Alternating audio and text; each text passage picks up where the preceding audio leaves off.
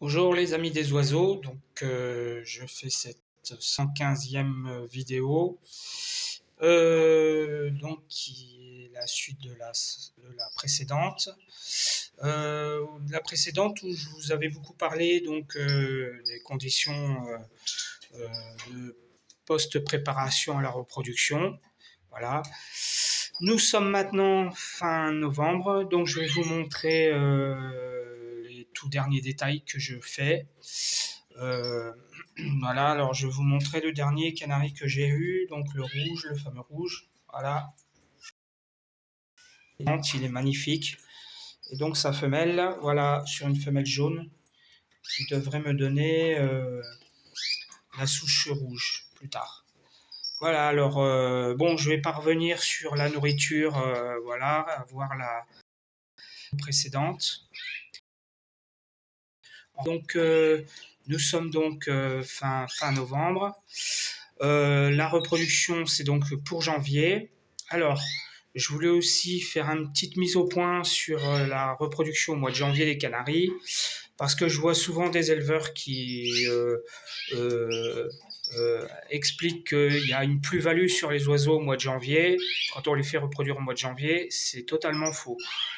Alors, pourquoi? Alors, il n'y a pas de plus-value parce que le nombre de couvées exactement au mois de juin, c'est pareil, c'est-à-dire 2 couvées. Hein, les oiseaux ne peuvent pas en faire plus.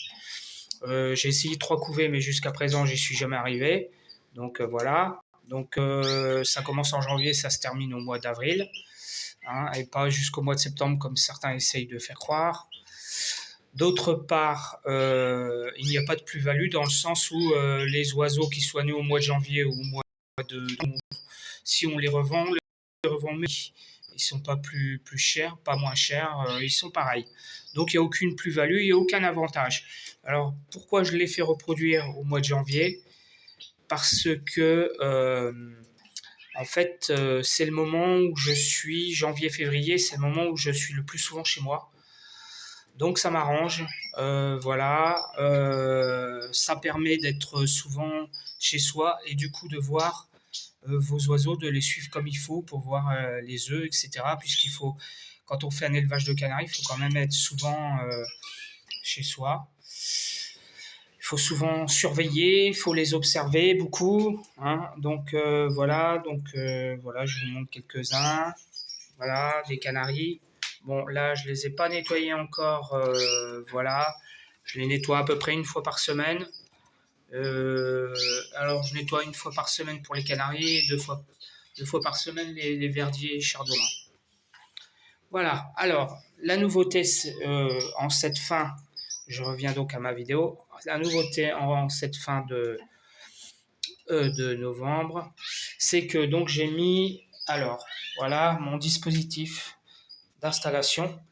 Donc, c'est une lampe, voilà, une petite lampe comme ça, voilà, qui va aller éclairer, augmenter la luminosité. Bon, pour le moment, elle ne marche pas puisque nous sommes fin novembre et je vais commencer à partir du 5 décembre. Donc, comme vous voyez, hop, elle est branchée sur un dimmer, voilà. Et celui-là, je vais le déclencher d'ici une semaine. Donc, vous voyez, en fait, on enfonce les boutons et puis à ce moment-là, ça se déclenche là où les boutons bleus sont enfoncés. Voilà, ça c'est la première partie. Autre nouveauté aussi, alors c'est les nids. Alors, les nids, je fais 2 choses.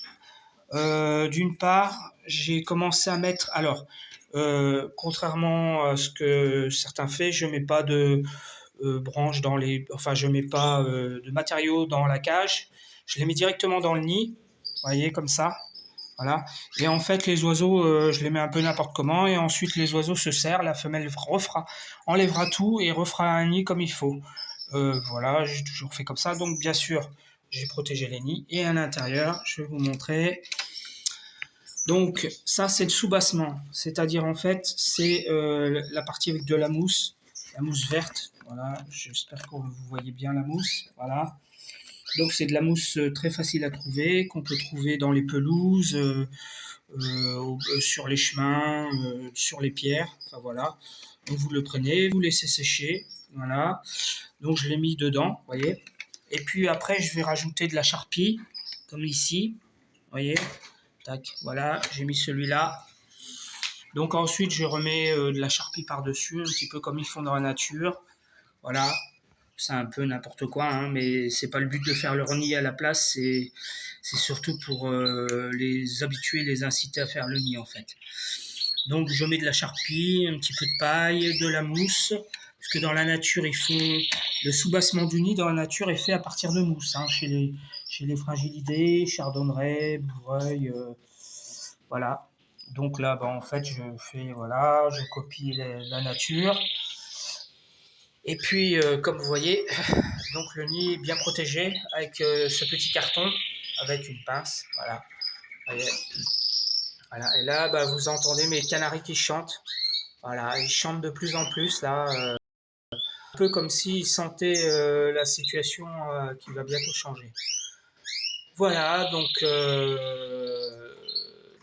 c'est les derniers détails avant le déclenchement de luminosité. Donc j'espère que ça va marcher. Voilà. Oui, alors non, ce que je veux dire, c'est qu'en fait, oui, ça marche, assure. En fait, nous sommes en 2022. Vous savez qu'il y a des inquiétudes sur l'approvisionnement en électricité et paraît-il qu'on risque des coupures d'électricité. Donc, je me demande si je ne devrais pas acheter en supplément une torche qu'on recharge à l'électricité comme un téléphone, en fait, un téléphone portable. Je sais pas, j'hésite. C'est un peu, voilà, je sais pas trop quoi faire. Bon, j'ai le temps de réfléchir, voilà. Donc je referai une vidéo quand la lumière commencera à augmenter. Alors la luminosité, ça sera donc au début, je vais faire, je vais vous montrer le rouge. Au début, je ferai donc 5h30, 5h, 5h30. Puis 3 jours plus tard, 5h30, 6h. Puis 3 jours plus tard, 5h30, 6h30, etc., etc., jusqu'à 8h30. Donc je le fais uniquement le soir. Voilà les amis, bon j'espère que cette vidéo vous aura plu. Et donc à la prochaine vidéo pour la suite.